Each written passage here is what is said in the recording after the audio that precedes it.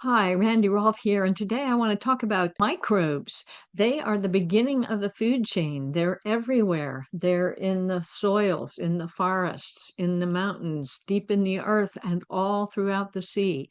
And the larger things feed on them and feed on them and feed on them, and we are at the top of the food chain. And we need those microbes in the oceans and in the soils. And a lot of our farming, we actually try to kill all the microbes with the pesticides and the herbicides.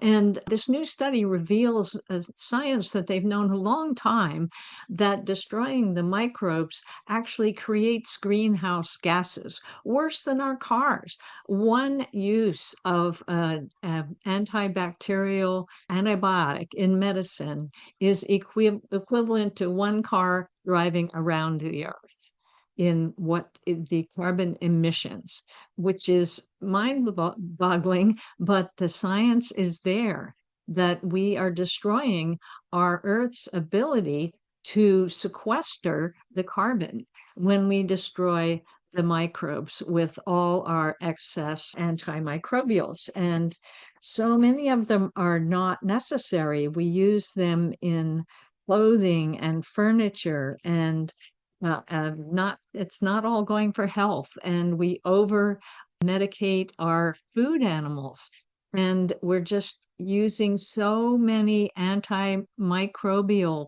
chemicals that we're developing antimicrobial resistance. And we know in medicine that's a huge problem, because when we try to wipe out bad bacteria in our body, that it often promotes the growth of the microbes that are resistant.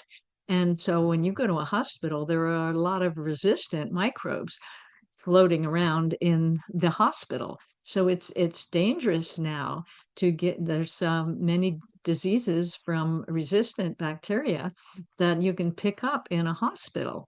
So that for from health reasons, we're overdoing it. But actually, from climate, we are also overdoing it. Now, this was published in the Frontiers of Public Health, and I happen to know the couple that wrote it because I found out about them, the amazing work they're doing on microbes and healthy microbes in the UK. So this is called the contribution of antimicrobials and antimicrobial resistance to climate change, and a possible way to reverse it while still offering high quality health care. And so it's a conceptual analysis putting a lot of science together. It's voluminous, but very, very revealing. And it's a whole nother reason to stay healthy with good food and not just run to antibiotics as soon as you have a little cold, or because that's a sign that you're not getting enough rest, you're not hydrated, you're not eating right, you're too stressed. So if you feel like maybe you need to run to get an antibiotic, take steps in your lifestyle to make you more resistant to the wrong bacteria getting dominant in your body.